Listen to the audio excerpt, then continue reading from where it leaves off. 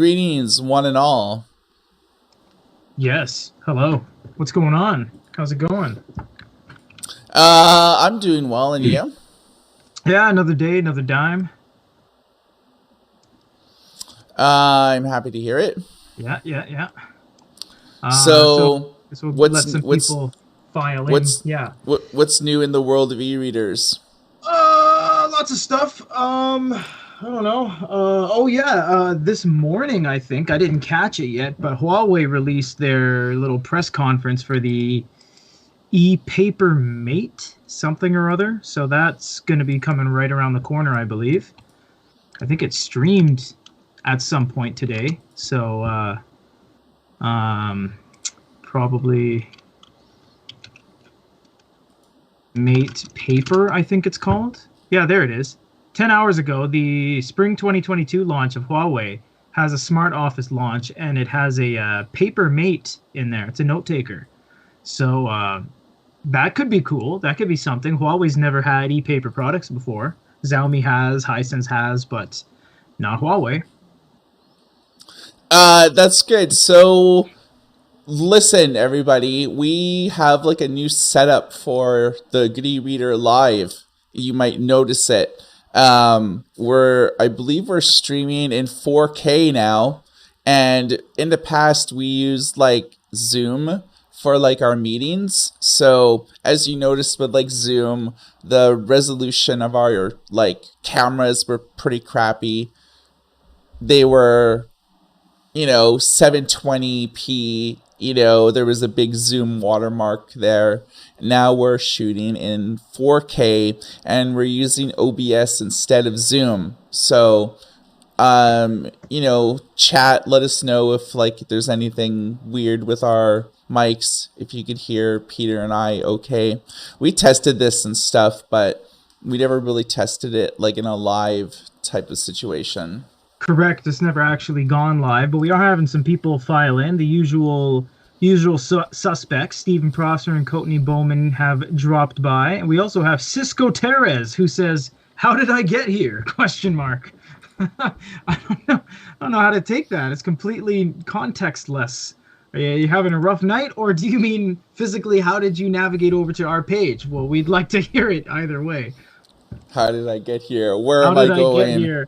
Yeah, I hope you clicked on, and we have our scheduling back, everybody, which means that anyone who's subscribed and has the bell icon, even myself, when it went live on the dot, I think 10:02, a couple minutes after, 5:02, sorry, Pacific, it pinged my phone. It went bing, and it said live, and I clicked on it to double check the framing and everything, and yeah, it's looking like we're rocking and rolling again, and we have a bunch of people filing in. So Mike, we have some latest and greatest releases of some products. What has been happening? Who's in the spotlight right now? Well, I think that in terms of probably the best release of this year is probably the Bigme Carve Color. Yeah. Probably like at least the best thing that we've reviewed and has come out in 2022. But there's been a whole lot of like interesting new things that have like come out, and there's like rumors of things coming out like as well. So, right. What have you reviewed lately that has been compelling for you?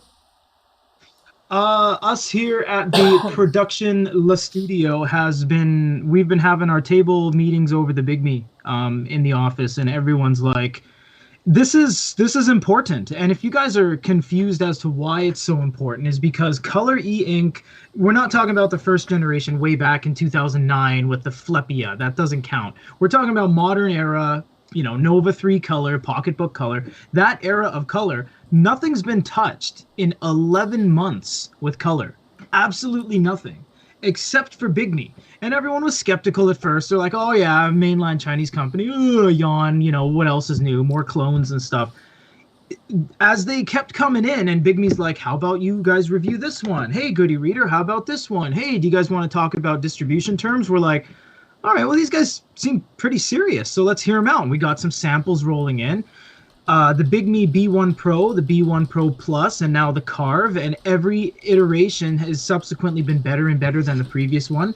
And to their credit, the talk of the town and one of our most highest grossing videos ever was the Sony DPT panel that we saw at a trade show, and that was from the source. These guys are like, "Who wants our panel? Who wants our panel?" Basically, and Bigme picked it up. They're the only guys that actually took the initiative to get the panel that Sony themselves didn't even grab, and are making these units, and they're fantastic. And to this day, almost 2 years in, since 2020, Bigme is the only large screen color note-taking device you can buy. That's it. Yeah, I mean, Bigme was kind of a surprise, I guess, Yeah. because they're doing color with like their latest generation. I mean, they literally have 7 new devices that came out or coming out in 2022, and we only really talked about like the Carve Color and like the Bigme B1 Pro Plus. That's right. And there's a lot of stuff. There's and we can talk about all this because it's totally in the open, and we're gonna get our stuff soon. They have everything from a 7-inch all the way up to a 13.3. They have nearly 10 makes and models in their lineup. It's phenomenal, and that's more than anyone currently, I believe. Maybe Pocketbook has a couple muddled, overlapping 6 inches in their lineup that they're selling, but this is a full line of manufactured items built from the ground up, not white labeled. In fact, Bigme white labels their stuff out to other companies like Bokeen and other companies around the world who want to get into e-readers. And Bigme has a fighter brand called SmartBook, and they make color devices in different form factors. These guys are on fire right now. And most importantly, after the release of the first one, both Michael and the news publication, and myself and the production studio, we all just came together and we're like, look, Bigme, you guys have something here. This is legitimate. The first couple units were good, but you're isolating the world without language options. They've pushed updates to us, asked us what we thought, English updates, and now all the firmware on all these units are English, and that changes the game. It really does. Okay, Peter, you can't see this unless you're looking at the YouTube stream. I'm not. Hold on. I got chat open, but I don't have. Let me pop it open. I do that not to slow things down, Yeah, I'm hosting everything on my computer, and so just to give you a sense of where we're at, I've like pretty well edited OBS to like jack up streaming settings. Like I followed all these like online tutorials like on how to best like do it. But yeah, so unlike Zoom, we can't screen share, but with this, you can see that, Bigme has a ton of products. So you can see like the Pocket Note, the B1 Lite, the B1 Max, and the B1 Max Plus. So these are all black and white displays. So, you got something with a 7-inch and then a bunch of 10.3-inch screens. You can see like all like basically the resolution on all of like the 10.3s are like the same. PPI the same. Processors are a bit different. The Lite versus these. We have to really sort of dive deep into like what separates these. Because with we're not going to have to, we can't review every one of these, you know what I mean? No, that's impossible. We're not going to do full coverage on a team of 6 and your team of 7 on the news side and be like, okay, Mike, here's the B1 Max. All right, Mike, here's the B1 Max Plus. It's like, oh my God. Yeah, well, we can't. I mean, the compelling aspect of all these different devices are that they're English. So they're all English. Yeah, don't take the spec sheet as any sort of a turnoff. These units are English. You go to the language options, you click your language, simplified Chinese. Some of them have like Korean and stuff too. You click on it and it's now English. And I should mention, while we have everyone's attention really quick, the Carve Color has an SD card slot. I don't know how, I don't want to undersell that. An SD card slot, trans flash, TF for all you guys in Europe and Asia, almost nothing has an SD card slot anymore. I'm over exaggerating, but you know what I mean. It has an SD card. That's insanity. Yeah, so basically, like, I think the most compelling products are like the two Kaleido 2 like I displays, would which say. are like Right. the Yeah. Carve Color and the B1 Pro Max. Have we didn't review that one, right? No, we just actually finalized our distribution agreement with Bigme. We're not sponsored by Bigme. Bigme's not paying us to say this. We have a distribution agreement, which means we can now sell their products, like we have a Sony agreement, Fujitsu, etc. So, as we are fulfilling orders and getting these in to ship to customers at the store branch of Goody Reader, we're also bringing in the samples. And coming up soon, actually, is going to be the Bigme X6, which is a monstrous brand new 13.3. And we haven't seen any 13.3s except for the Lumi 2 and the Quaderno. And that's it. I mean, there's like not even a handful of 13.3s right now.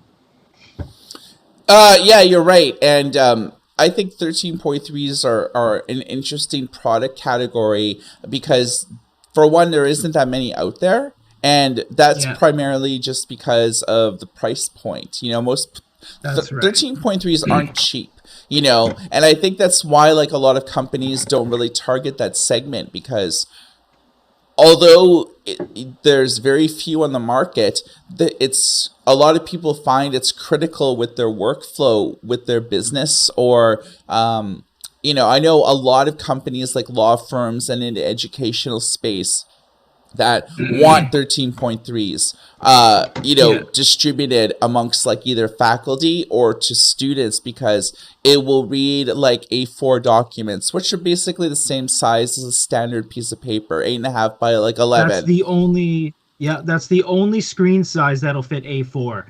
10.3s are A5. It will not fit a piece of paper. So if you're in the medical field and you actually need to look at someone's charts in its full form without cropping or any sort of clipped edges, the only thing is 13.3, and that's where they started. Law firms, medical institutions, production studios, way back in 2013. Yeah, totally. So one thing that is pretty interesting that I found is I've been doing some research on Kaleido 3. Oh right, yeah, you did an article there. Yeah. So I know that we've been talking about like Bigme and their sort of devices and stuff like that, but we haven't really talked about like what other people's plans are. And you know, we can't really talk about what other people's plans are until we talk about Kaleido 3, which is like sort of the next generation of e-paper. Right. Are you cueing me, or do you want to talk about it? Yeah. I can talk about it. Um, Okay. Yeah. Well, you know, when we went to that trade show in Tokyo, and that's like from the guys that have and make Kaleido, they had Kaleido 2 versus Kaleido 2.5. And then we were like, whoa, what's this? Is this bridging into 3? And remember, we saw that sheet that we weren't allowed to show, but we were allowed to talk about, which is weird. Kaleido 3, and as you found out yourself, Michael, through your connections, that it was supposed to be released in the summer of last year, but it got delayed. That's correct, right? yeah. So why was it delayed? Well, it was primarily due to the pandemic. You know what I mean? Like the pandemic, I think, was crazier last year than it is sort of at the, you know, first 2 months of this year. It's kind of like slowed down, like hospital cases have slowed down, the amount of people getting it, a lot of like things are easing up. But That's you right. know, early, like late, like, you know, sort of like mid 2020, early, you know, early 2021, E-Ink had planned to release this, but, you know, they really couldn't because, for one, there was an EPD shortage because their largest factory in China was shut down for about the last like 12 months consecutively. And so, you know, they couldn't go back to work. They couldn't manufacture enough EPDs at that factory. So they had to offset the manufacture of EPD displays, which is electronic paper displays, to Taiwan and to the US. So they sort of had to open up, they have one production line in each of those two countries, and they had to open up an additional one in order to meet demand. And so they finally have been able to like meet demand as of like a couple of months ago, like late November. Right. So now that they got the EPD situation sorted out, they have to get the factory in China going. But I think that they'll probably announce Kaleido 3 at SID Display Week, happening in San Jose in May. So that's generally like where they sort of, E-Ink is sort of like, one of the big sponsors of SID Display Week. So this is sort of like an annual event that talks about, the latest advances in screen technology. There's a lot of like, major players sort of that are like, that sort of like run it, like 3M, Corning, the people that make Gorilla Glass, Samsung Display, LG Display. There's like a bunch of other companies that are sort of in that space, but so Kaleido 3 is sort of like the third generation of color E-Ink technology. We don't really know what's going into it yet, because everybody so I've talked to a number of companies in the e-reader space that have plans to release color e-readers, and they all said that it's probably going to happen sort of Q3, Q4 of 2022. So what's Q3, Peter? Well, December, November, October. So then it would be July, August, September. Okay, so yeah, July, August. So September. anytime between like July and like sort of the end of September is probably like when commercial products will be announced, pre-orders being taken, and then the final devices will be like announced later. So yeah, I mean, we really don't know what's going into the tech, because E-Ink hasn't said anything about it yet. But what would you like to expect, Peter, from Kaleido 2 going into Kaleido 3? What do you see as the drawbacks, and what do you see as what E-Ink has to do? That's a tough one, because right now it's not a problem. There's no problem with refresh, because remember, Color E-Ink uses the panel, the E-Ink panel at the bottom, and there's an array filter on top. So it was a myth that we actually busted, that people said color draws more battery and it makes the device slower. That's not true at all. It has nothing to do with anything, because the panel, if I can just show you with some scrap pieces of paper. Whoops. So here's an EPD, the panel of the electronic paper. They put a color filter on top of it like that. This doesn't draw power from the actual E-Ink screen, thus slowing it down. That's not what happens. So speed's not an issue, which was a lot of people's concerns. They're like, oh, color's slower. It's not. One of the concerns was that right now they weren't able to turn off the color array filter, which means the device uses color to create white.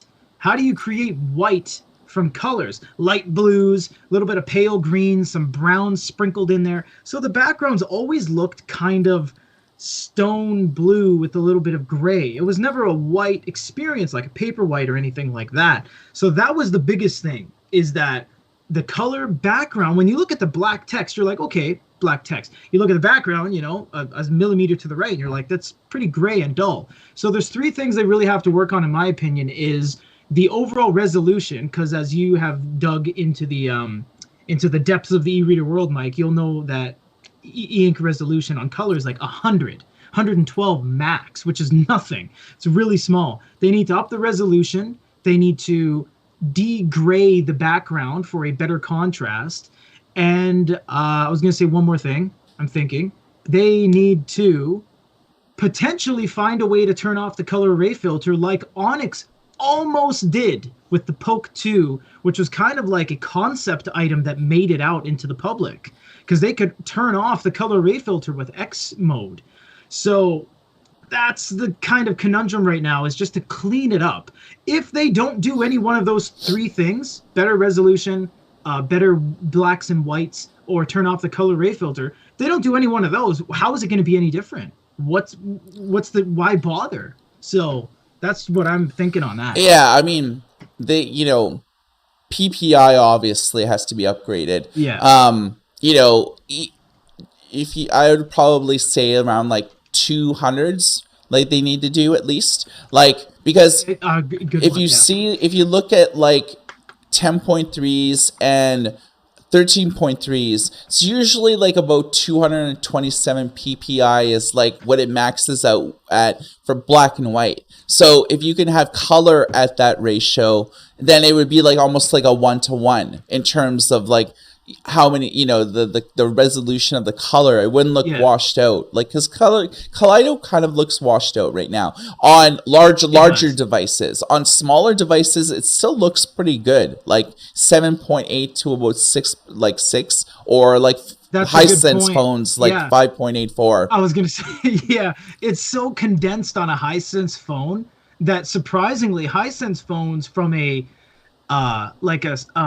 an overall refined perspective is probably the best. Second would be the ink pad color with a sunken screen, because there's no garbage on top of the screen. It's just the screen. Probably the ink pad color looks the best out of, like, pound for pound. It's the largest screen with the best resolution and the best appeal. Everything else is just not looking that great. The Nova 3 color, it's so-so. The 10.3s, although it is in color, the Bigme, to their credit, doesn't look that great. Because, I mean, you can only blow up 100 PPI so much until it gets to the point where it's like, this is blurry. It's like you zoomed in on paint. Yeah, what I noticed was that the Bigme carved color, it was actually using 127 PPI on the color. Yeah. Something's happening there. See that? So they developed their own accumulated color optimization processing technology to display a wider gamut.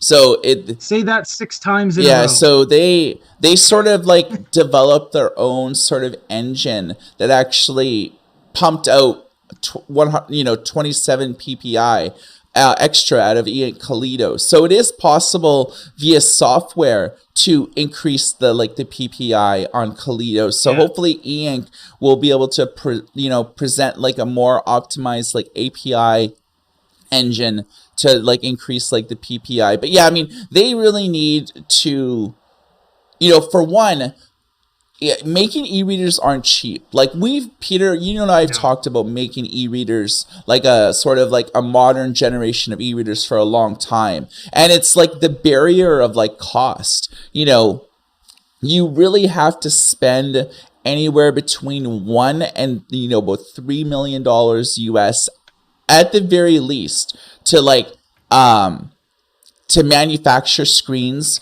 like the chassis, the internal components, the RAM, the processor, the battery, and everything like that. It's like, between $3 and about $4 million to just make 1,000+ units if you want to make. And that's not counting logistics, paying tax when you receive things, accounting for loss, chargebacks, people stealing, people losing things. It is a staggering amount of money. And that's why the industry sees white label so much. Bigme white labels out to people. iReader white labels out to more people than you would imagine. Remarkable. Onyx books, Face Note. iReader has been lurking in the background as this mega giant in the e-reader world that refuses to expand globally. But it's funnily enough that they're actually producing globally for other people, like nibs and pens and devices and screens, and it's just crazy, all these companies. And QuirkLogic, which we were talking about in chat here a second ago, someone was like, well, QuirkLogic's 13.3, Stephen Prosser said, and I'm like, you're correct, but remember, they're just using old shells from 6 years ago on the RP1. They didn't develop anything. In fact, QuirkLogic, no discredit to them, but they're strapped for cash in the grand scheme of things. They didn't have $4 million to slap on the table, so they bought blank shells in a blank box with blank pens. There are no QuirkLogic labeling or logoing on any of their products. Anything. It's just, you open it up, it's a brown cardboard box with a blank device on it. So that was their way to, that was the only way. It was either like, okay, $100,000 for blank shells, or millions of dollars to build something from the Yeah, ground up. and it's They're like impossible. Yeah, we'll go with the blank Yeah, cells. they're basically using the Sony DPT RP1 Yep, for 2016. like the internals and the screen, but they, to their Everything. credit, they developed like a pretty good like software experience. Did Like, you see that? It's like educationally yeah, based. There's screen sharing. options, it's all fast. It's like if we have like 5 Quirk Logics like in a room, and I'm drawing something in real time, everyone else's Quirk Logic is like mirroring what I'm doing in real time. And it works great with like the Quirk Logic, the whiteboard that they have. We've never reviewed it because it's like a 50 inch like digital whiteboard. So if you can imagine in like a school or business setting, they have this huge whiteboard on the screen and I'm drawing on it, and in real time, everyone's Quirk Logic is like updating what the person on the whiteboard is doing. So it's like, it's great for schools and businesses because like it's like a collaborative enterprise level like system. So that's with that. Without searching, do you know what the name of it is? I can't remember. The Quilla. Like Quarry or something. Ah, Quilla. Yeah. Surprising. I don't know where they got that. Did they get that from Ricoh? No, Where did they built that like literally like 5 years ago or less. Oh, right. But I wonder. Okay, I mean, I find it difficult that a company who would choose 6-year-old hardware to make their main device would be able to have the capacity to create something of an immensely large scale from the ground up. But I haven't seen that form factor, the Quilla, the big one in question, anywhere else. So they could have just been like biding their time with the small 13.3 that they just grabbed from Sony. And they're like, we finally built this in the background. You know, this is what we wanted, the Quilla. This is what we aimed for. It could be that, but I'm thinking they white labeled it, but I don't want to say anything on that. I just honestly don't know because it's always been like a very niche product. I mean, what it costs like $5,600 US. I think it's on sale for $5,000 US, and because of the scale of the box, the size, the weight, just how unwieldy it is, we're not even able to get a sample because there's no way. They're like, oh yeah, we'll ship this to you for like $900 freight, and then we'll take it back after you guys do a couple of vids. Like, there's not even any way for us to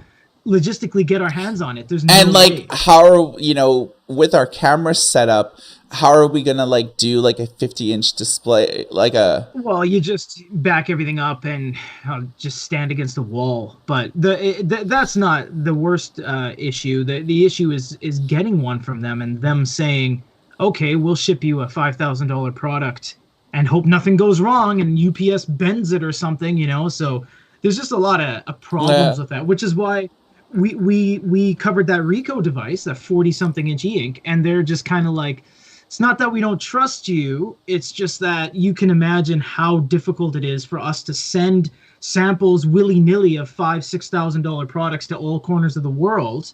You know, one to South Africa for review, one to Spain for review, and it's like, it's not easy to just be like $5,000, $5,000, $5,000. So that's why typically these gigantic units we don't get samples for. Nobody does, really. So let's look at some history here. Mm-hmm. As you know, we've been to CES and like to a lot of industry events over the years. You know, we saw some interesting products from, you know, Pixel Qi. When we saw that in Taiwan when it first launched. We were at CES when they announced like the Bridgestone e-reader. A tire company making e-readers. How did that even come across the desk? Who said that? So let's take a look down memory lane, if you will, and look at some of the companies that have come and gone.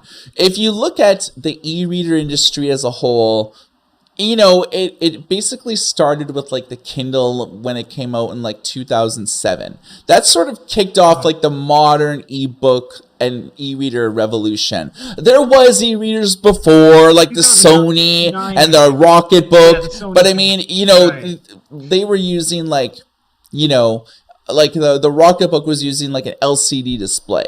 You know, Well, yeah, see, that was the thing. You're right. Like the Rocketbook was the first one to use an e-book reader, but it was a TFT monochrome.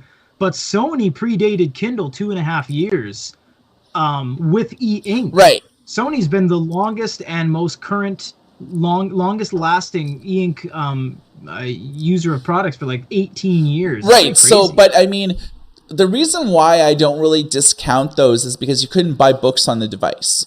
Yeah, and no one knows them. Yeah, I mean, what the Kindle did, which is why I say they kickstarted the e-reader resolution because revolution is because they were able to have a device that had a bookstore on it, and you could buy books with the e-reader itself. I mean, it was like $400 or $500 when it first came out, but it really sort of showed people what these handheld e-readers were capable of. And once like the Kindle had released like a couple generations, that prompted Kobo to get into business, Barnes and Noble to get into business. Like they got into business a few short years after the original Kindle. So e-ink screens, we talk a lot about e-ink because obviously virtually 95% of all e-readers are using an e-ink panel on them. Whether it's Kaleido, it's still using e-ink because it's e-ink is Kaleido, but they're using like, e-ink Carta like layers on top of that as well. But e-ink wasn't always the juggernaut as they are today. There was literally a ton of companies that were all vying for a piece of this e-reader revolution because, before Barnes & Noble ever made a device, before Kobo had ever made a device, there was all these competing technologies that were all vying either for their business or for business in China making e-readers or in specific markets in the world. So I thought we should like dive into a little historical type of thing and check some of it out. So the first one company, Peter, I want to talk about is Plastic Logic. We've seen their technology around. The company's been involved in business for, e-paper displays for like 20 years. But, they don't really have any commercial success stories. They're in 2010, they tried to release their Q e-reader, spelled Q-U-E, but nobody really bought it, and it was like shelved as one of those like, antiquated notions of what an e-reader was possible of. So they haven't really done anything of note over the years. Like they've gotten hundreds of millions of dollars of investment from e-ink and shady Russian state organizations and stuff like that, where like the people that actually gave Plastic Logic money were all like sent either to the gulags or were like arrested. So it was like this big like conspiracy thing where all the people that gave Plastic Logic money ended up like in jail. So in 2020, they tried to target smart wearables, and this was like they did do some commercial products. They didn't do it themselves, but like their like e-paper was found in a sailing jacket, in a smartwatch, and a credit card. So the next company I want to talk about is Clearink. We've seen their technology a lot. They've demoed things from color e-readers to color smartwatches. They've done a few interesting things, but they've been in the business for 10 years and have never really released a commercially viable product. So they've raised money nonstop as well, sort of like Plastic Logic. Hundreds of millions of dollars from Lenovo and all these like Chinese companies that were like just like pouring money. If you can think about it, like basically Plastic Logic and Clearink were like black holes. It's just like throwing money and it just went into a black hole and nobody ever saw anything. It was just basically money pits. So what's happening with Clearink? Well, they eventually got bought out in 2020 by a series of Chinese investments and basically disappeared into China, and we haven't heard anything since. So at least the original founders of Clearink got their golden parachute. The CEOs, the original founders, like they got paid finally. but they never actually did anything. Next company, Mirasol. So this is a company that we actually had some experience with because we... the Kilbo. That's right. That's right. So we actually reviewed that on our YouTube channel way back on the day. Holy moly, you know what? I think before we, and yes, everyone did have ourselves a little business acquisition merger ourselves back in the day, a very small scale, but we actually bought out Shopee Readers, that little store, way back when, and then we just took over and we were Shopee Readers until we moved into Goody Reader. We were selling the Kilbo Mirasol. We were like, is this concept, is it, it's real.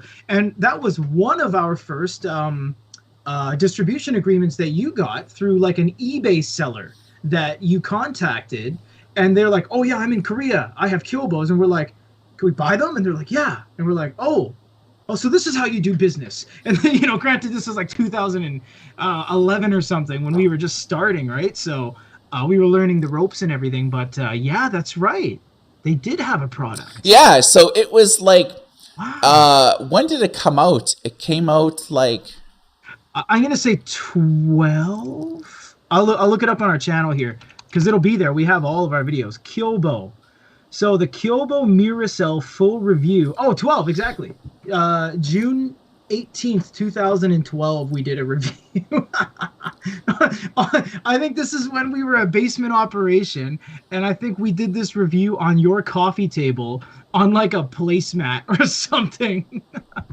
Yeah, if you look at You're like, grab a placemat. I mean, when we started on YouTube, we didn't have any frames of reference because, nothing. like, you know, I think we started in like 2009, and like there really wasn't like, you know, 1080p cameras were not even the norm yet. You know, it was all just like handheld camcorders or like, you know, yeah, that was basically it. Like you didn't really have like the Canon cameras yet that could shoot like 1080p, like unless you wanted to spend $10,000. But you know, we started really small, and like, you know, and we sort of just like grew from there as like e-readers became more and more popular. I think at one point I remember shooting at your place, and we were so small that we were like, quick, there's still light, because we were just depending on the sun going by your place. Before we were like, why don't we get studio lights? We were just like, no, the sun is still here, like a bunch of Amish people. It was hilarious, man. Oh, jeez, humble beginnings. Yeah, unlike Mirasol, he actually was conceptualized and inspired by blue morpho butterflies, which reflect light using nanoscale structures on their wings that cause incoming light waves to interfere with one another, reflecting only specific wavelengths. So Qualcomm bought this technology from this guy in 2004 for $170 million. They released a few products. The Kyobo, it wasn't released by them, but this technology was licensed to the Kyobo, which is like a bookstore in South Korea, and then they just released it as the Kyobo Mirasol.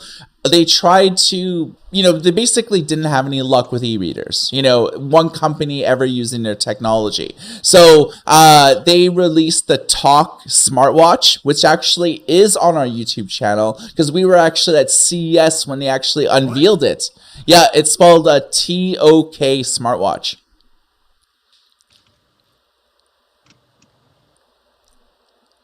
Whoa, yeah, you're right. Yep.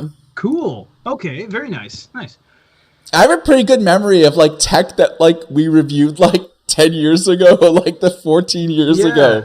So it was like, they developed it but didn't really release it. They did a concept smartphone.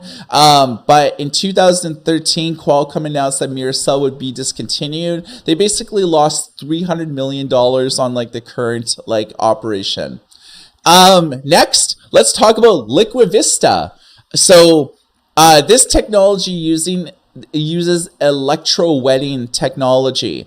It's basically like a type of like LCD type of panel, similar to like monochrome stuff. But in its time, it basically was easy for factories to use it because it uses liquid crystals that use a different fill. So you could easily take like a factory that makes LCD displays and just edit it slightly to make their technology, which was like the big draw behind it. So it was originally created by Philips R&D.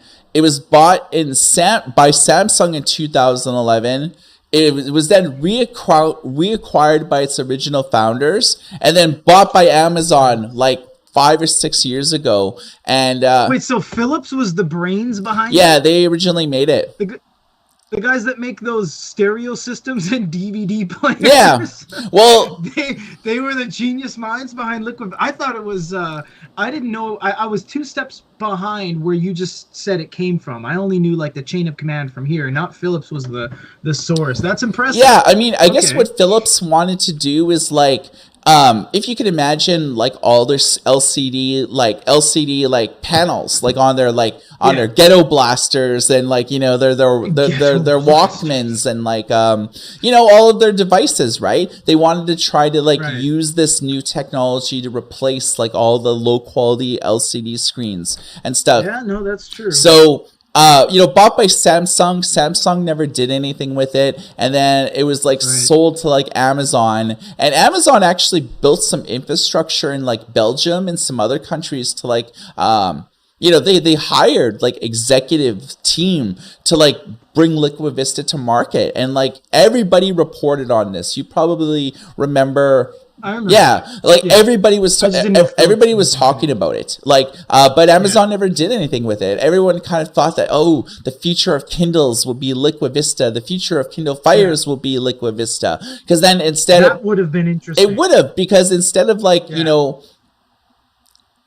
Amazon like licensing all this like technology for their screens, they could have they could have owned the technology that went into the screens. So if they would have used that on Kindles instead of e-ink, if they would have used this on like Kindle Fire devices instead of like LCD panels, they would have saved a ton of money on like licensing fees to e-ink, buying the panels, and then buying the different panels for their Fire devices, because they would have been able to just like do all of that in-house. But if you look at the greater things in Amazon, they make way more money with like AWS, like Amazon Web Services, than they do Kindles or Fire tablets. And I think they kind of realized that, where as many e-readers as Amazon sells a year, which they've never disclosed how many they do, but generally it's probably they sell about 1 million plus Fire and Kindles a year. If you look at, there's like display organizations that track tablet sales, and Amazon's usually about like number 4 in the global in the global sales for tablets. It's usually like Samsung and like Apple, and usually Amazon's like 3 or sometimes 4. They sort of like dip, but they tend to like sell pretty well, like 1 million units like a quarter for like their Fire tablets. And you got to think that probably they sell more e-readers than Fire tablets because they're cheaper, right? Like e-readers are like $99, $69 like on sale. Fire tablets, generally you're paying anywhere between like $119 to about like $300 or $400, depending on like if you're getting like a 10-inch and decking it out and stuff like that. So yeah, that's the story on Mirasol and Liquid Vista. And we talked about this. Bridgestone. When you think of Bridgestone, what do you think? How are these guys in the offices going to work, getting some coffee, going to the water cooler? He finally sits down at his desk, and someone just puts a piece of paper, and they're like, well, I know we're a tire company. Yeah. So what should we do? More tires? Nope, screen tech. And it's like, wait, what? That has literally nothing to do with anything at all. That was a surprise. That was really weird. So, Bridgestone in about 2008 to about 2010 developed QR LP LPD technology, which stands for Quick Response Liquid Powder Display. Not power display, powder display. Oh, I thought you made a mistake. Nope. Actually, powder? Okay. So they created it through a joint partnership between Bridgestone and Vividtech. And it's basically a screen and logic controller system for e-readers. Low power consumption, which is interesting this. It was capable of displaying 4,096 colors. E8 Kaleido, that's what the exact amount of colors that it could display in the last 2 or 3 years. So from when this technology was developed in 2010, it could display as many colors as we're seeing today in 2021. Yeah, it was a shock to hear that Bridgestone had anything to do with it, and that it wasn't half-assed. It was definitely like we saw it. We actually have videos on our channel. So if you search our channel for Bridgestone, we actually showed an 8-inch device and a 21-inch device. Yeah, that would have been really interesting if they just teamed up with someone to just get over the hurdle and release a viable product. Well, because unfortunately, even Bridgestone wasn't able to find anybody to buy this technology. Yeah. So, although it was created in 2010, the company discontinued their e-paper business in 2012. Can you imagine spending all of that money? Like, if we've learned anything about all the companies we've talked about so far, hundreds of millions of dollars lost. You got to think that Bridgestone easily lost like 50 to 100 million on this whole endeavor, and they've closed their businesses like within a few years of doing it. I mean, Bridgestone canceled it really early. Like, Mirasol, like. Plastic Logic's still going, but Clearink is like they're an X factor. But there's been so many of these companies that like developed it, and then like everything was just like shut down within a few years. Was that the last one on your list, by the way? Because I was going to say something. But I have a huge list, but I'm only going to talk about a few of them.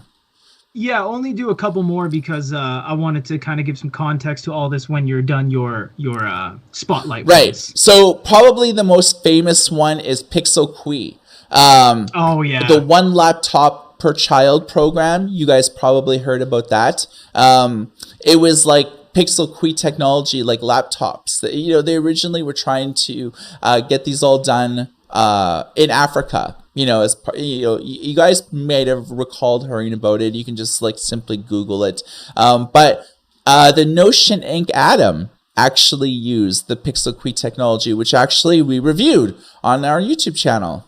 I was just searching for that because I was like, when you said Pixel Qi or Qi, depending on where you are in the world, I was like, didn't we have something? We interviewed them in Taiwan. I remember. And here it is. We talked to the. You talked to the CEO. Yeah, we talked to the founders, Mary Lou Jepsen and like her husband, which actually they co-ran the company together.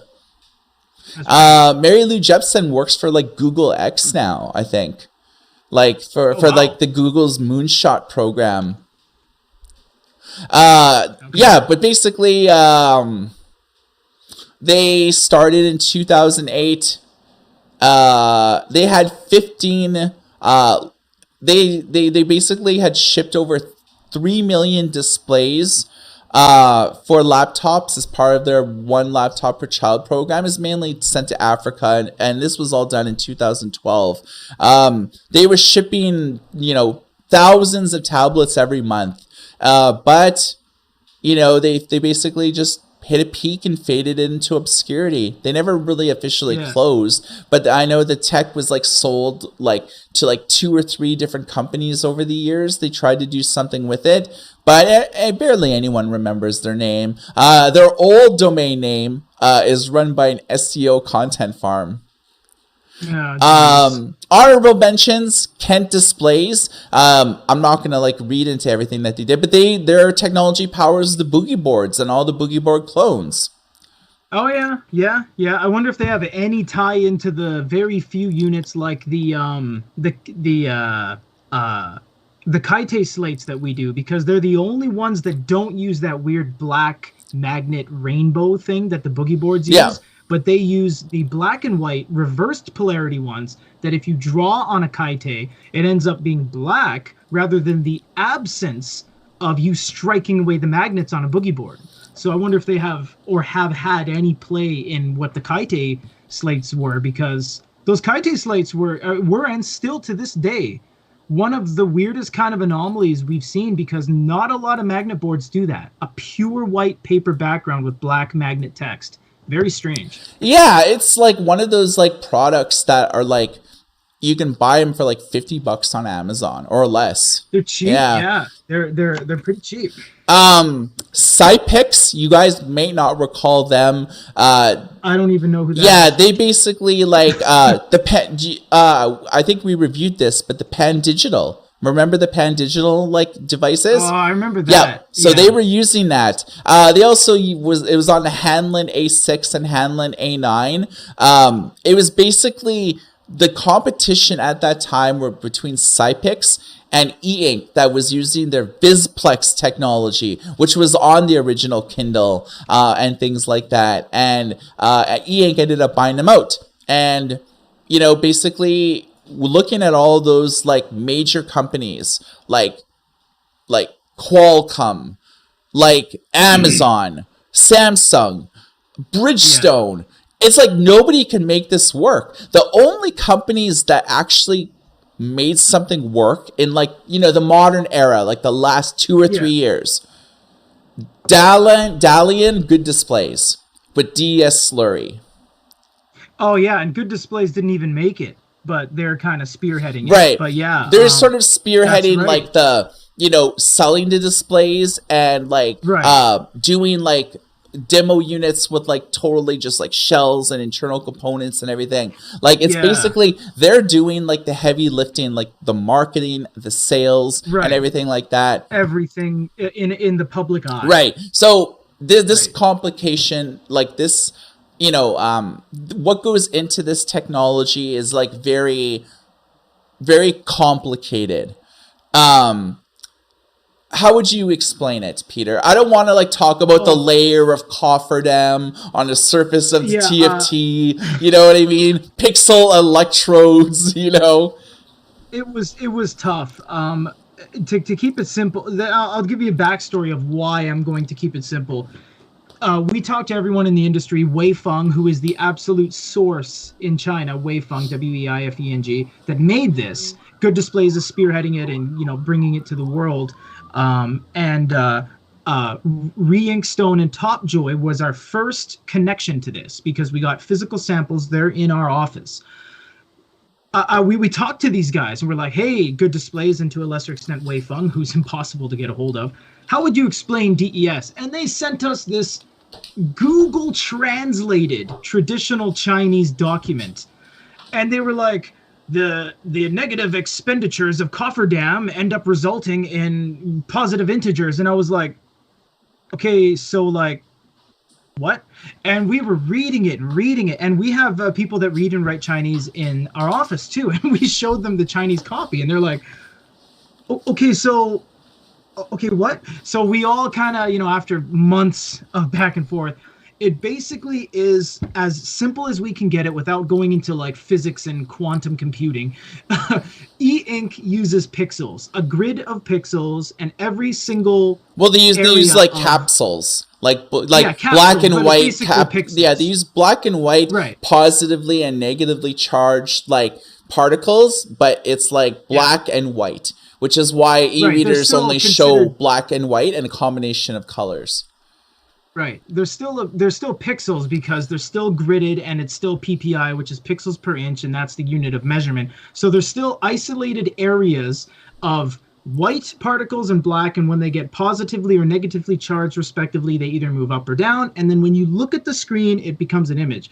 With DES, it's this kind of floaty, sloshing tub of just a big bathtub effect. And when something needs to produce, it's like the bathtub like sloshes up and creates an image, but then you get all this like residual stuff. So then when you look down, you're like, this looks kind of stainy and like all washed out. I mean, it's very colorful, but the unit itself, the technology doesn't seem refined to the point of just having isolated capsules like e-ink does. This one's just like everything all mixing and mashing around. That's the easiest way we were able to describe it, because if we say the words cofferdam, 99% of you guys don't even know what that is. We don't even 100% know what that is.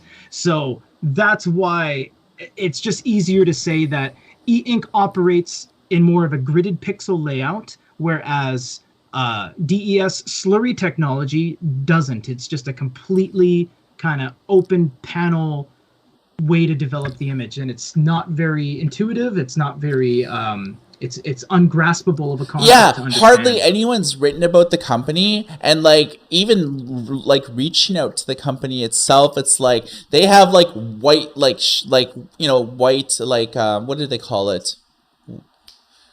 White paper, which basically talks about the specs, like what went into the creation of the technology. And it's like, it's just so convoluted that like no one really has like written about in a really informed manner about what it is and what it does. Like, you know, we can give analogies like the bathtub type of thing and how it kind of like sloshes around and then it eventually like shows like a thing. It's basically like each pixel is surrounded by a layer of cofferdom, and like you really sort of have to like look into like what cofferdom is. We haven't really done it to like a ton of research like about it, because there's really only been 2 commercial products, like and they're not even guaranteed to be actually real because they've been crowdfunding technology, crowdfunding platforms, and a lot of some people have received them. I mean, we received demo units and stuff like that, but like a lot of people invested in it like 9 to 10 months ago and still haven't gotten anything yet. Right. And the company both of them seem to just be expanding into foreign markets and raising money. Like they're trying to raise money in Japan, like they're trying to raise additional revenue in all these countries. And there's a lot of shadiness around those 2 companies. And but the technology's sound. Like we've looked at like the Bridgestone R1 and the Top Joy Butterfly. They have a 6-inch model and a 7.8. We reviewed like the bigger one, and I mean it displays more colors than e-ink Kaleido 1 and 2. The colors look better. Like we've done like a video where we looked at Kaleido 2 versus DS Slurry, and we did that video. We did like I forget what device we had, but we did like Kaleido 1 and the DS Slurry device side by side, and we showed like same images, the same types of books, same PDFs and stuff, and overall DES could display more colors at a higher PPI, and the color layer could be turned off where you could only show black and white. Is true, and that's only done because they had a color palette on the floating ball that you can actually toggle it and be like, I don't want color anymore. Boom, it instant doesn't even refresh. So in that regard, it's funny how you go to an email or a browser and it's like blah, blah, blah, blah, and it refreshes like there's running out of.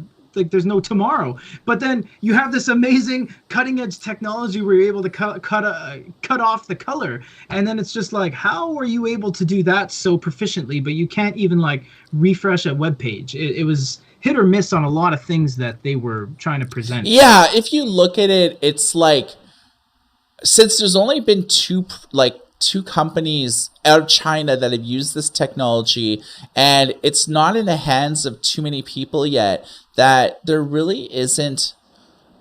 I think the best way to take like advantage of DES Slurry is through software enhancements, because we've done like multi, we sort of like because this technology was so new and exciting, and there was only 2 companies doing it, and they were basically developing it at the same time, we were like talking to them on a regular basis. We're like, yo, can you, we noticed some of these bugs with the device. Can you fix these? And they were actually super responsive and fixed them. We did. We fixed did them in like 5 or 6 hour videos. They fixed them within like 3 or 4 days, and they're like, here's a new build, and we're like, oh, these bugs were fixed, but this created like more bugs. So we were almost like unofficial bug testers for them, but this was because like we wanted to see like this technology showcased to the public in a manner that was pretty well bug free, and like just like showed the strengths around like DES Slurry. Because really, if you look at the we talked about all these companies, right?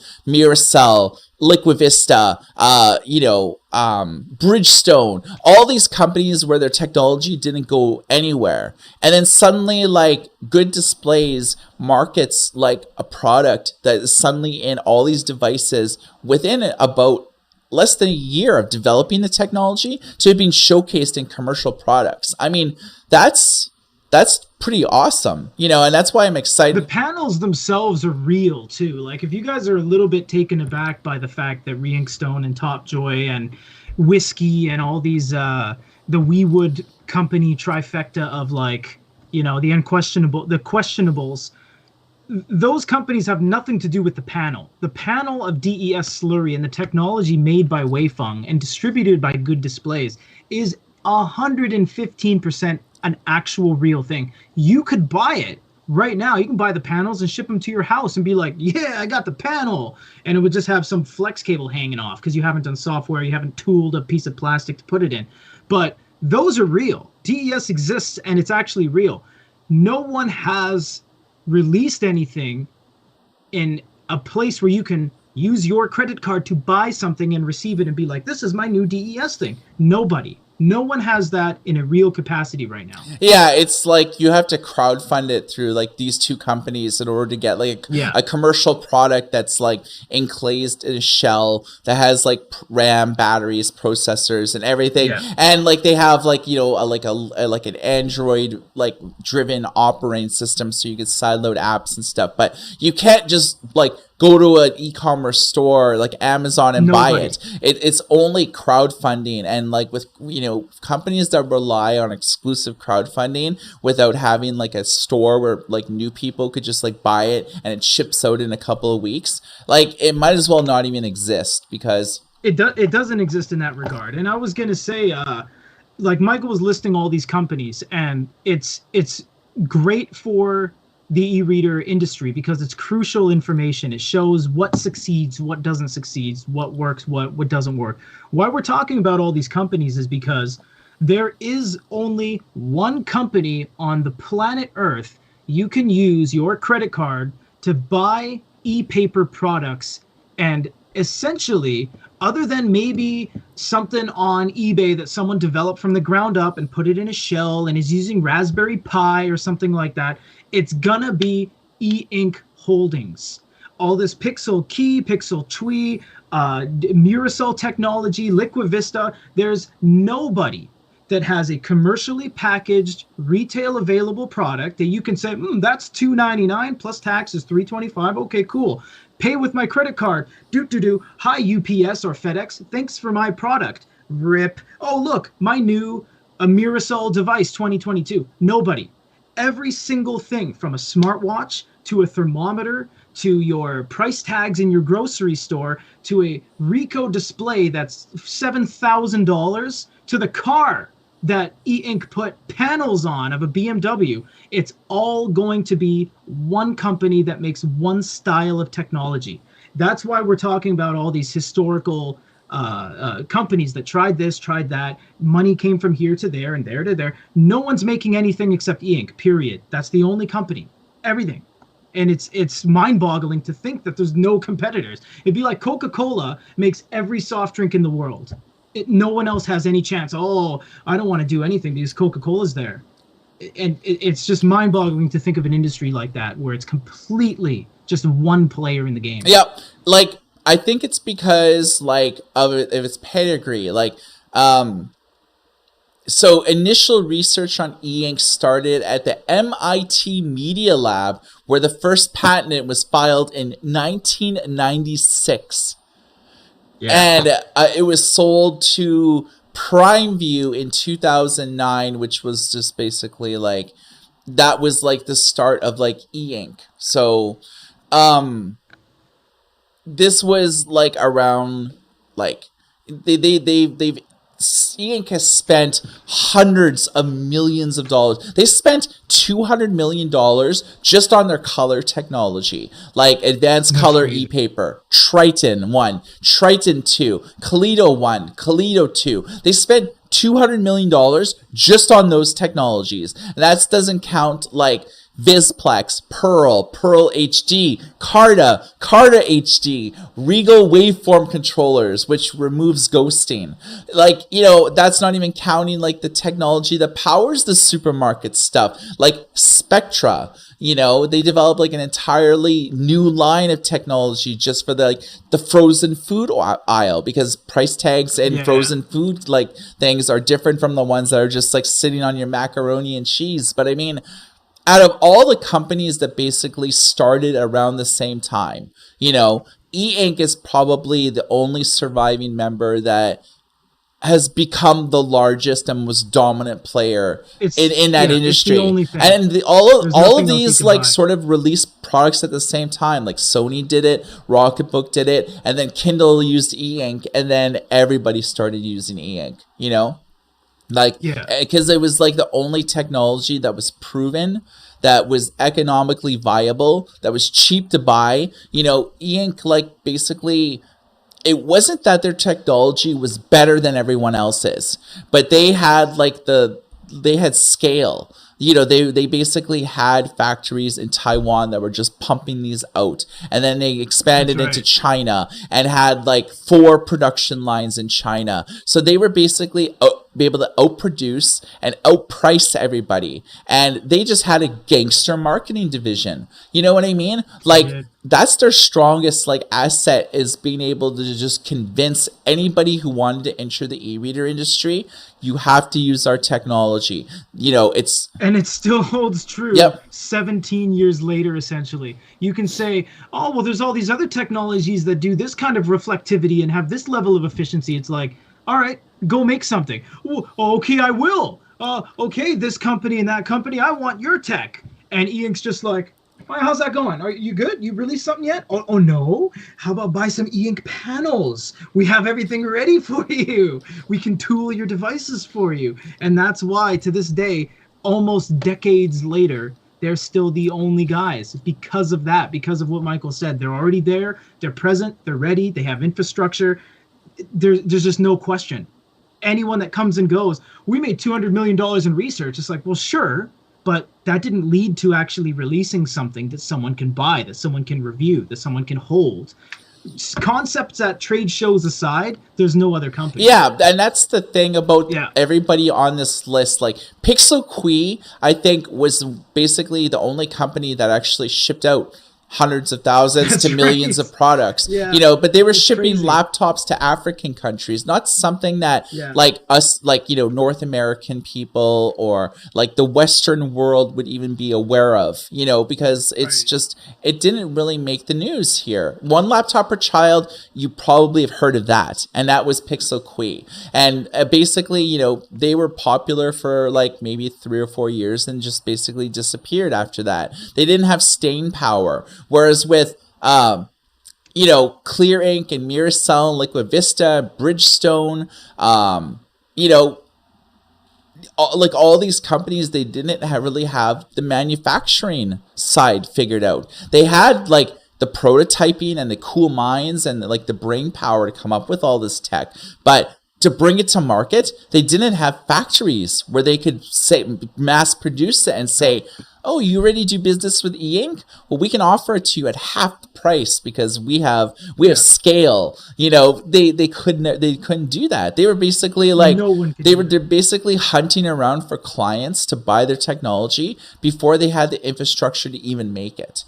So that's you know, if I was going to make an e-reader and somebody quoted me like you know, this tech is like amazing. It could just like double the amount of e-ink and stuff. It's like, okay, I'll buy 300 units as like an evaluation. Oh, it's not going to be ready for 4 years. Or it is ready, and they're like, oh, you want 300 units? Okay, well, that'll be $900 per panel. And it's like, wait. E-ink's only charging $80 per panel. And they're like, oh, well, you know, we're smaller scale. It's like, well, then I'm going with e-ink.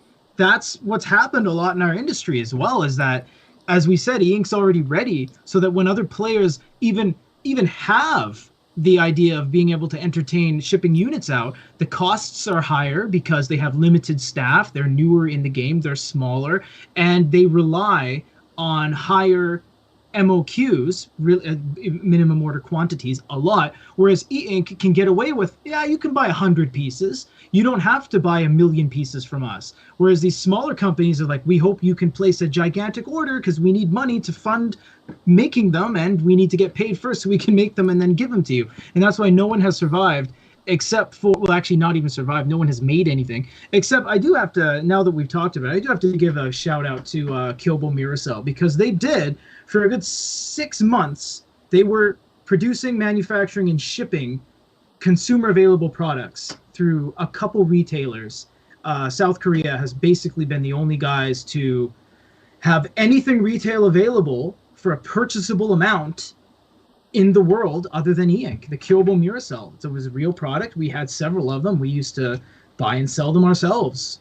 And they lasted a very short time. They did. It's like their shelf life was like pretty small. I think it's because like you look at e-ink and they've like constantly innovated over the years, from Bizplex to Pearl to Carta and now and beyond, you know, whereas like everybody else on this list basically had the first generation of their technology, and they never really refined it into like, you know, multiple generations. And that's why they've all failed, you know, like Plastic Logic, Pixel Qi, Bridgestone, Liquid Vista, Clearink. They only had one type of technology that was sort of like version 1, and they never refined it past the version 1. They just basically repurposed, oh, no one's buying our e-inks, our e-paper displays, let's pivot to smart wearables, let's pivot towards this, let's pivot towards that,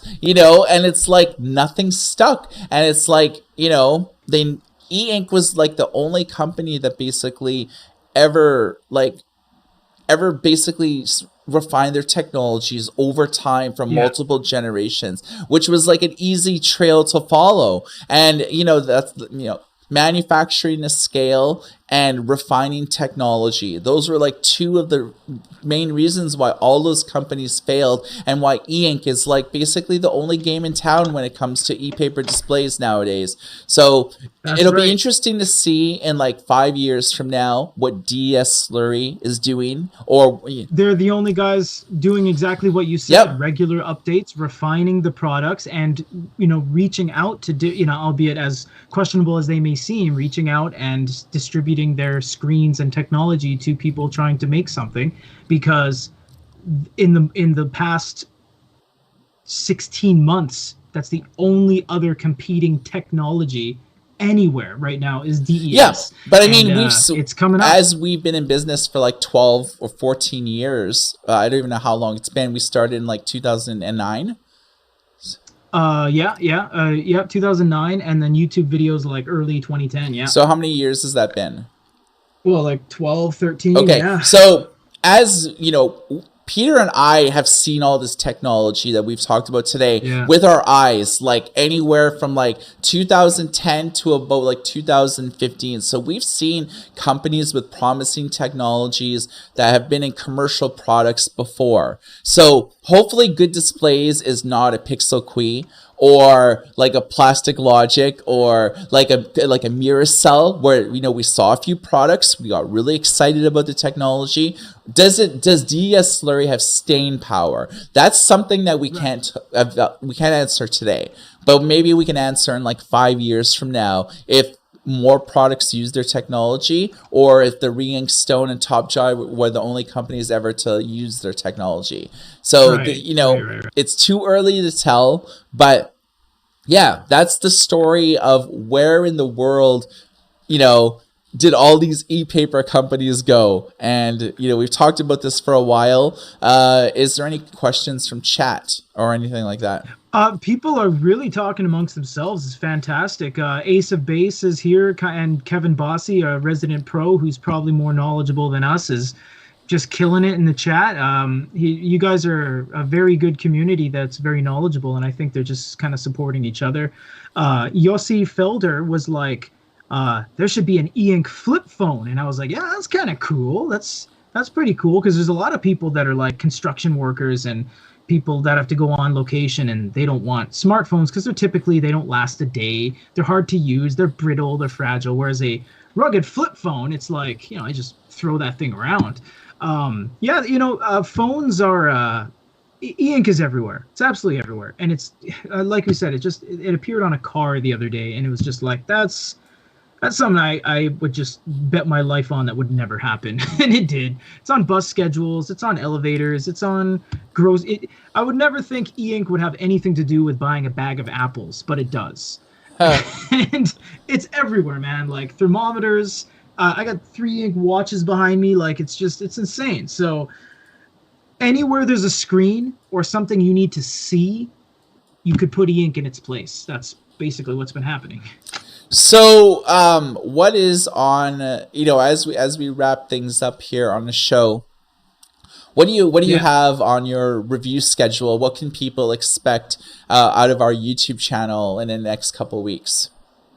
Well, I got to actually run into the office and do some voiceovers later today on the iReader Pro Lite, the Lite 2 Pro, which is a very, very nice lightweight e-reader. And it's really cool. And we just wrapped up the Xiaomi Mix 7, which is a very nice surprise. It's doing very well on our YouTube channel if you want to check that out.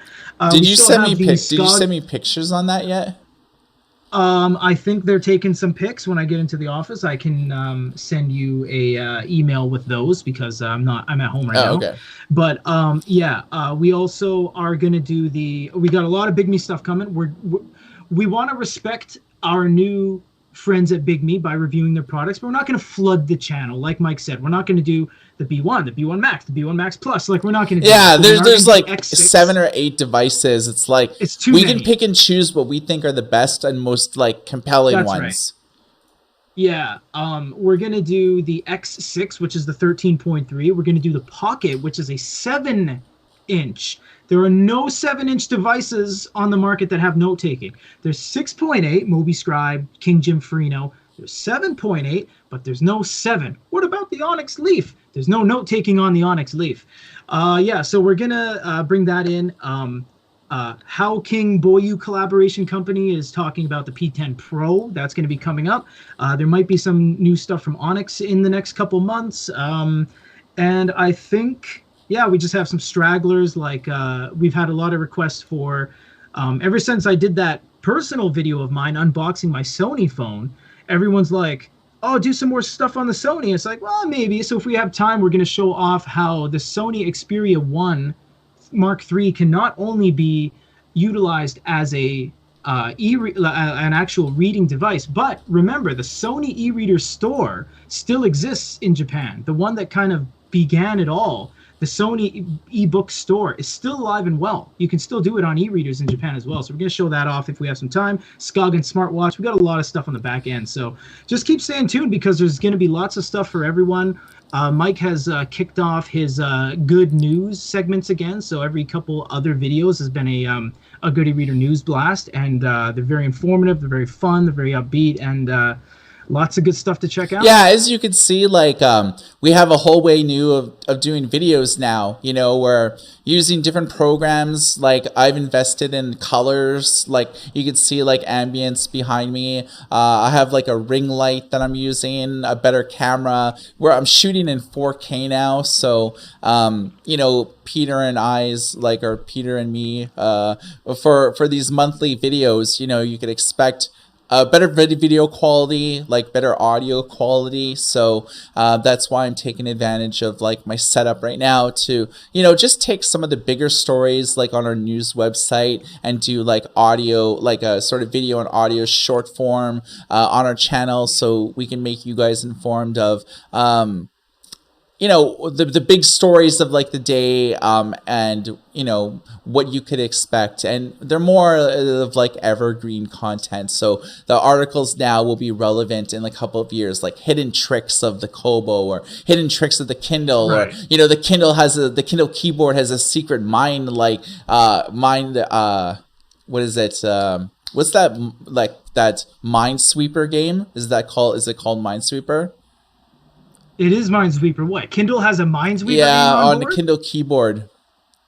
What? Yeah. So it's little stories like that with like cool little things. I do have some breaking news that Huawei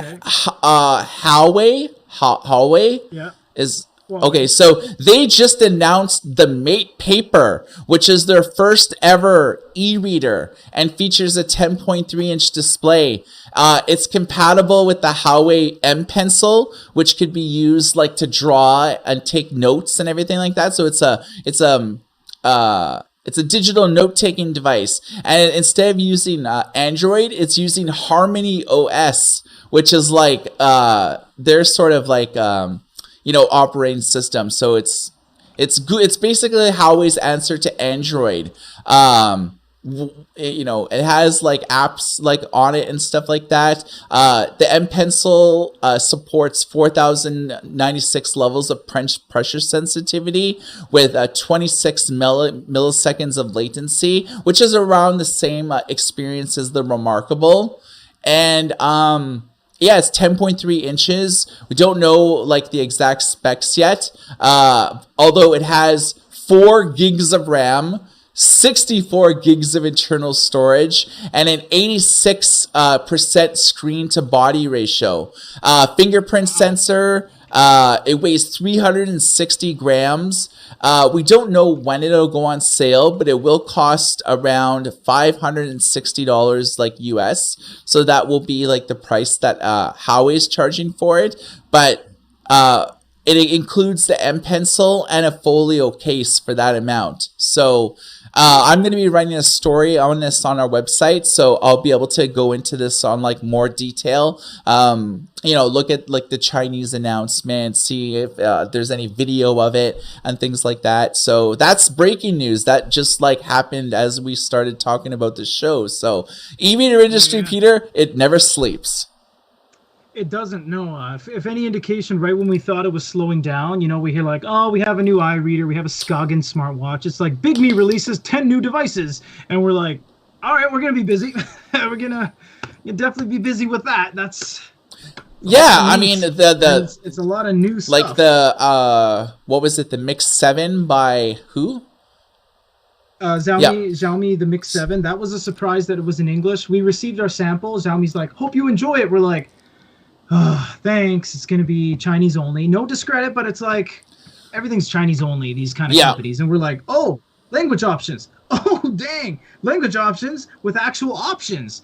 And it skinned the whole thing. And I was like, oh, what about Baidu and Weibo? I probably can't. Oh, I can uninstall them. And I just put on like Instagram Go, Facebook Lite, Chrome browser. And we were just sitting around it. We were like, well, that's kind of cool because it's the thinnest e-reader ever on the panel side. It's only 3 millimeters thin, which is freaking mental. I saw it. Really you could like look at like the first 10 or 15 seconds of the video that Peter made, that for Peter and his team made for the review of the Mix 7, and he actually shows how thin it is, and it's actually it's staggering how thin it is. Like but it is like it is like it harkens back to like the Oasis design. It basically has the same design of like the Oasis, but it's thinner than the Oasis. And it is. But if you looked at it and you squinted your eyes, you can't see. You don't even know what you're looking at. Yeah. So I mean,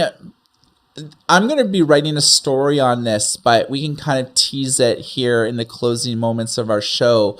Is that there's suddenly a big movement with Chinese companies to adopt English, whereas Yeah. if you Yeah. look at, we've reviewed a lot of Xiaomi products in the past, and The Moan W7, the Mi Reader, 2 generations of Ink Palm, all all Chinese. Chinese. But now their latest generation stuff that's built in 2022, it's no longer just in Chinese, it's English. And that's just not with That's that right. company.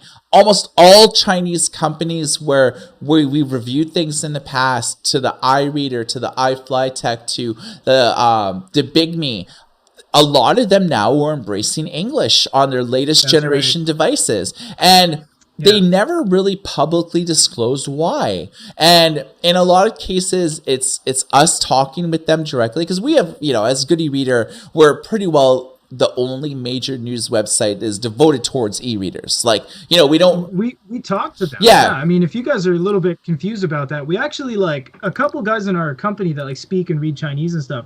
They have like the managing directors of Bigme and iReader on WeChat on their phone. So, like, when they're sitting around the office and they're just doing this, like they're talking with like essentially the CEOs of the company, being like, "Hey, you should put English on your stuff."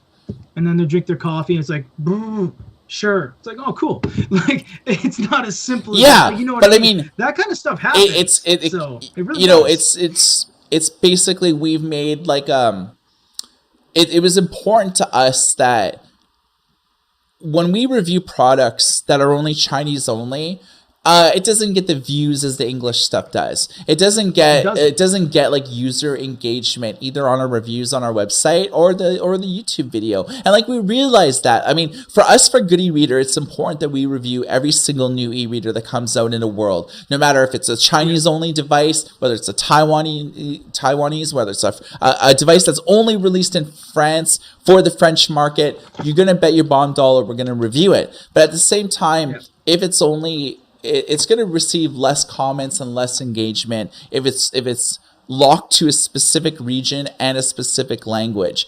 But there's been, with Chinese stuff, we know that a lot of people just don't find that interesting because there's not a lot of Chinese people that watch our videos and our review videos and things like that. So the average person's not going to find value in a Chinese e-reader that's only Chinese only. But suddenly there's been a concentrated movement of all these Chinese companies to branch outside of China and start selling their devices through distributors with English on them. And suddenly their newest devices are relevant and interesting to not only us but our audience, because it's the type of thing that they could buy, whether it's like the new Harmony OS like thing by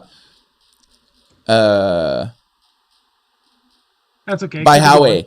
But bigger companies like Xiaomi now are starting to embrace English on their devices, which is like mind blowing because every single one of their device for ebook readers was Chinese. Now it's English. So this is a story that's developing and I'm sort of working on because I find that this is very interesting. And no one's really disclosed why. Is it because we're actually talking to all these companies like on a daily or every couple of weeks and pitching the idea that, you should run English because right now you're only targeting the Chinese market, which is only a few, like 1 billion people or whatever. But you change that little option to just, push a little tap on your plastic or glass screen. One little tap opens up billions of prospective clients. All you got to do, and that they've been doing it. It's just like, English, boop, English. You have just changed a lot. The amount of work you had to do will result in a lot more of a benefit and an advantage to you than what it costs for you to do a little translation script on your operating system skin. It changes everything. It really totally, because they're all using Android, so it's like so easy to just like unlock one of the typical standard Android like things that will change the UI and everything else to Android. It won't change, if there's Chinese apps that are pre-installed on the device, those Chinese characters aren't going to be changed to English, but you could just delete them all, and just delete them and all. have like. And another interesting thing about that is that if you look at the Ink Palm Gen 1, Chinese only, you look at the Ink Palm Gen 2, Chinese only, but there is languages and input. Click on it. choose your language, click on it. There's only Chinese now, but those options have never been there before, which means, and you know what? If I was a developer and I had like the very absolute raw code of it, it probably has visibly, 110 language for me to choose on, but they're only allowing you to see one. But those options have never been there before, and that's why it's interesting that all these companies are now offering multiple languages. Even Storytel out of Sweden, they only had Swedish before. You couldn't change it if you tried. Now there's everything and their mom on there. I mean, there's like Farsi. There's I think Iranian is Farsi. There's like Swahili. You can do Spanish, Portuguese, anything you want. Arab on there. Arab. So like, there's a ton of languages, even on things that are like were once Swedish only, and like Storytel is snuck under the radar. Out of nowhere, they're like, we have a 3rd-gen device. We're like, geez, what? Don't just drop that on me. We haven't heard from you in a coon's age. Like, why would you do that? So, yeah, man, like, seriously, like, I'm not saying English is the best language in the world because we speak English, but not only is it our main demographic of listeners, but it's the most prominent language in the world. You can argue that all you want, but you don't go to Germany and there's like, Indian characters written under the street signs. It's going to be English. Everything's going to be English.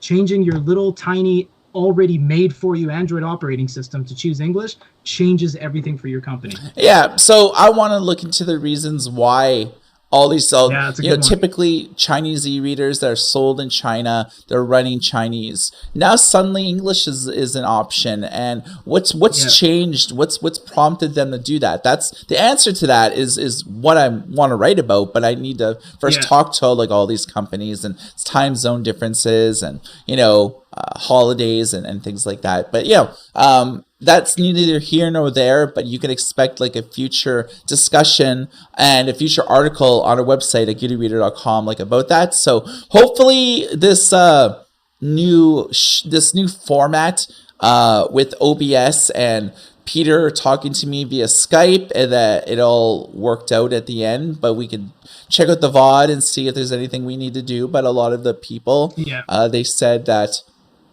they didn't have any problems with the audio loud and clear. Video is looking phenomenal. Yeah, it's looking good. So, it's looking very good. So if you want to see what Good e-Reader is doing on a daily, you can check out our Twitter and our Facebook links that are on your screen below. And you can follow us there for all of our social media things. We're trying to be more engaged with social media, so we're doing polls now on Good e-Reader on our Facebook page. We're doing polls like on our Twitter page. We're asking people. We're trying to be more engaged with like social media, at least like YouTube, Twitter, and Facebook, which seem to be like our most popular and longest lived of like platforms. We've never really been on an Instagram or Pinterest, or we don't make TikToks or anything like that. Yeah, no, we don't do any of that. That stuff doesn't fit our mold. Very professional of what we do, and we could give someone an e-reader and it'll be that 10-minute video you see on Facebook, and it's like nothing happens until 9 minutes and 58 because they want ads to roll, and we can give someone an e-reader and push him down the stairs and he's like, oh, and we're like, radical, bro, and it's all filmed in portrait. But no, we have, and it has like 110 million views. Oh, dude, like 90 million views overnight, and then you get picked up by news outlets, and it's like, trending viral, dude falls down staircase, breaks Kindle. It's like, we have very serious connections with very big companies. We're the sole distributor of Sony products. Sony doesn't even sell Sony products, but we sell Sony products. You can understand the degree of how we have to keep up our professionalism. So we have fun, of course, but we're not going to be goofy slapstick comedians. It's not a good fit, and it doesn't fit with doing business with mega giants like Fujitsu and E-Ink and Onyx and all these companies around the world to be a bunch of goofballs. So we like to have fun, we like to show ourselves, but we have to remain professional and give you guys the best possible content and delivery of such as we possibly can. All right, guys. So we're going to wrap it up for this edition of the Good e-Reader Radio Show. I think we've been going for like an hour and a half so far. Yeah, a new test of the new format, but you guys don't have to watch the whole thing. Yeah. And, you obviously aren't, but it's totally fine. Yeah, it's just Peter and I ranting and raving about different aspects of like the e-reader industry. But I think some of the discussion topics were like compelling, talking about the e-paper technologies of like yesteryear, talking about the Kaleido 3, what's happening with that. I can't talk about what companies are doing what with it because there's only a specific few that I don't want to talk about because everything was talked about off the record. So but we do know that later this year, like after summer, so like fall, winter, that's when we can expect consumer products using Kaleido 3 to appear. So we're not going to it's not going to pop up anytime between like now and the summer, although the technology will be announced then. But these companies they need enough lead time to evaluate the new technology, how they can take advantage of it with software and making the hardware for it. So that is like a 6-month process. For if me and Peter were to be able to decide to make an e-reader today, we wouldn't be able to actually have anything in our hands for like 6 months from now. Easy. Because it's like they got to make the screen, they got to do assembling, they got to source components, they got to do this, that, and the other thing, and just send 1,000 units to us. It's like it's going to take 6 months. So companies need lead time in order to like evaluate even just new technology, and to do that in the shortest amount of time. So that's it, guys. So thanks for watching the show. And Peter and I are going to be doing this once a month on the last Sunday of the month. So that's where you can see it. Right. But Peter does his weekly shows where we take a look at a lot of the newest devices that we've gotten in studio. That's right. He does polls asking people what they want to see us to talk about in depth on the channel. So if you want to see any of the shows or anything like that, so once a week on the main Goody Reader YouTube channel under the live tag. So if you follow us and you click on the bell notification, you'll be automatically informed on when we go live or when we upload one of our many videos. So that's right. Keep your browsers locked to goodyreader.com and youtube.com/goodyreader for all of your daily fixes on the e-reader world. And you could be the person around the water cooler that everyone's listening to as you regale them with tales of the new Xiaomi and the new Huawei and the latest e-reader news. Everyone will be they'll be taking a sip of their water and then they'll spit it out like, what? Did you say the Bigme X6? Oh man! Everybody come here! It's like water cooler pizza party, everybody! Everyone starts cheering for you and clapping. So they're like, Peter! Yeah, Bigme Pocket 7.